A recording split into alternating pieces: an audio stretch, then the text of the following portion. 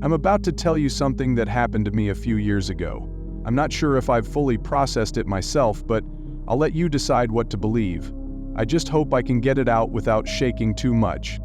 It was late October, and I had just moved into an old Victorian house on the outskirts of a small, sleepy town. I had gotten it dirt cheap because it had been sitting on the market for years. It needed some work: peeling wallpaper, creaky floors, a roof that probably wouldn't survive another winter. But it had charm. The kind of place you'd imagine hosting an elaborate murder mystery party. From the day I moved in, though, I couldn't shake the feeling that the house was off. It wasn't anything overt at first, just little things, like how the air seemed colder in certain parts of the house, even when the heat was cranked up, or how sometimes the sound of my own footsteps echoed in a way that felt wrong, like they didn't quite match up with my movements. But I chalked it up to an old house being an old house until the first night. I was in the process of unpacking, and the sun had just gone down. The house's electricity was spotty, so I lit a few candles in the living room and decided to call it a night. As I was heading upstairs, I thought I heard something, a faint whisper. It was so soft I couldn't make out any words, but it was unmistakable. A voice. I froze, holding my breath, listening, but the house was silent. I told myself it must have been the wind, even though the windows were shut tight. I forced myself to laugh it off, climbed into bed, and drifted into a restless sleep. The next day, I decided to explore the house more thoroughly. It had 3 stories, plus an attic and a basement. The attic was empty, save for a few broken pieces of furniture and a layer of dust so thick it looked like a carpet. The basement, though, the basement was something else entirely. It was dark and damp, with a low ceiling and walls made of crumbling stone. The only light came from a single bare bulb hanging from the center of the ceiling. As I stepped down the creaky wooden stairs, I felt an overwhelming sense of unease. I couldn't put my finger on it, but something about that space felt wrong. And then I saw it.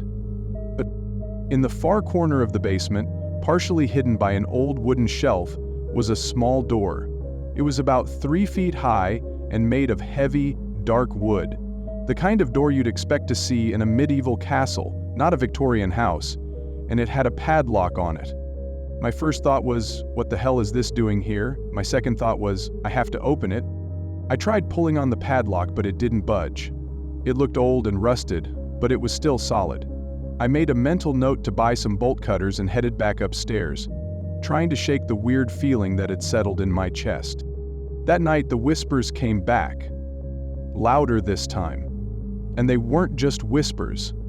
I could hear words, though I couldn't understand them. They sounded foreign, ancient.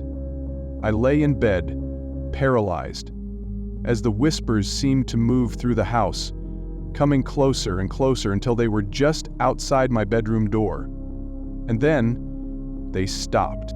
When I finally worked up the courage to open the door, the hallway was empty, but the air smelled faintly of something metallic, like blood. The next morning, I went to the hardware store and bought bolt cutters.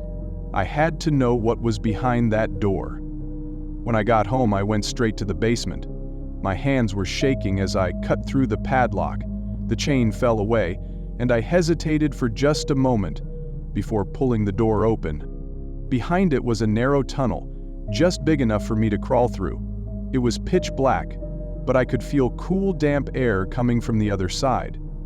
Against my better judgment, I grabbed a flashlight and started crawling. The tunnel seemed to go on forever. The further I went, the more claustrophobic it felt.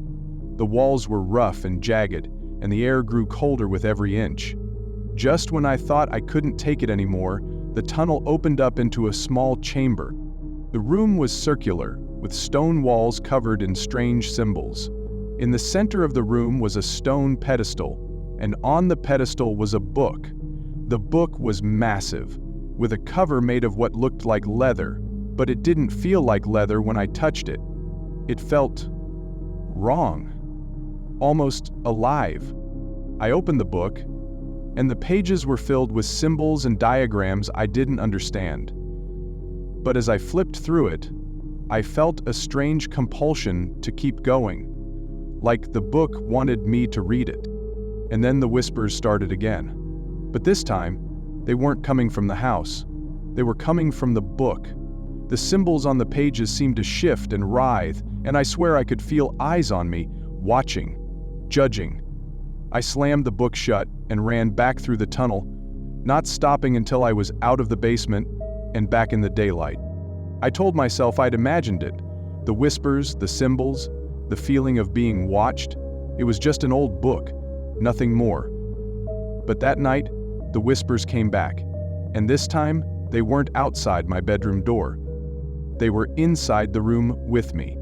I turned on the light, but nothing was there, just empty air. I didn't sleep that night. Over the next few days, things got worse.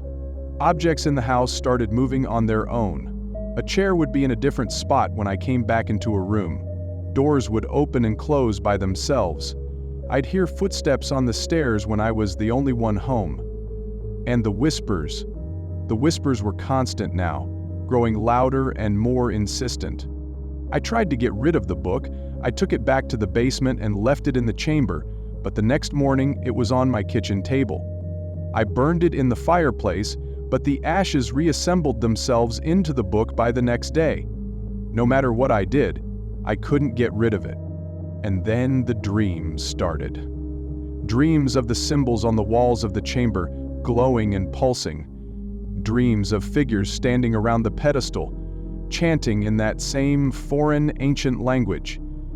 Dreams of being pulled into the book itself, sinking into its pages like quicksand. I knew I couldn't stay in the house. I packed a bag and went to stay with a friend in town, but even there, the whispers followed me. They were quieter, but they were still there, just at the edge of my hearing. And the dreams didn't stop. One night, I woke up to find the book on the bed beside me. I screamed and threw it across the room, but when I looked back, it was sitting on the bed again, perfectly still, like it had always been there. That was the last straw. I drove back to the house, determined to seal the door in the basement and never look back. But when I got there, the house was different. The walls were covered in the same symbols from the chamber, glowing faintly in the dark. The air was thick with the smell of blood and something else. Something rotten. I went to the basement and the door was gone. The wall where it had been was now smooth, as if the door had never existed. But the whispers were louder than ever, filling the room, filling my head. And then I saw it. In the corner of the basement where the door used to be was a figure. It was tall and gaunt, with skin so pale it almost seemed translucent. Its eyes were hollow, empty voids, and its mouth twisted into a grotesque grin. It didn't move, but I could feel it watching me, studying me. I ran. I didn't stop until I was in my car, speeding down the highway, not caring where I was going as long as it was away from that house. I never went back. I sold the house for next to nothing and moved across the country. But the whispers, they're still with me. Sometimes I'll wake up in the middle of the night and hear them, faint and distant, but unmistakable. And sometimes, when I'm alone, I'll catch a glimpse of something in the corner of my eye, something tall and pale with hollow eyes and a twisted grin. I don't know what I unleashed that day in the basement. I don't know if it's tied to the house or the book or me. All I know is that it's not over. Not yet.